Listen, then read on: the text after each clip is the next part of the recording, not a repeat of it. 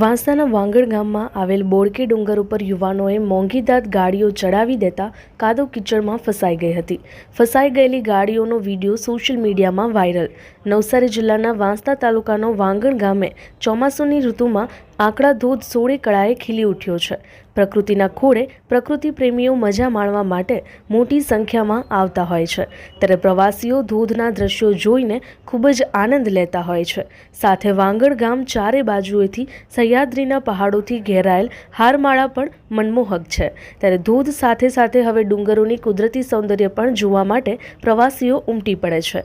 ત્યારે તારીખ 27/7/2025ના રોજ વાંગડ ગામે આવેલ બોડકે ડુંગર ઉપર યુવાનોએ મોંઘીદાટ ગાડીઓ કાદવ કીચડવાળા રસ્તા પરથી ચડાવી રહ્યા હતા, ત્યારે મોંઘીદાટ ગાડીઓ અડધે રસ્તે કાદવ કીચડમાં ફસાઈ ગઈ હતી. ફસાઈ ગયેલી ગાડીઓને બહાર કાઢવા માટે યુવાનોએ ગ્રામજનોની મદદ લેવી પડી હતી અને ગ્રામજનોએ ભારે જહેમત ઉઠાવી ફસાઈ ગયેલી મોંઘીદાટ ગાડીને બહાર કાઢવામાં સફળ રહ્યા હતા.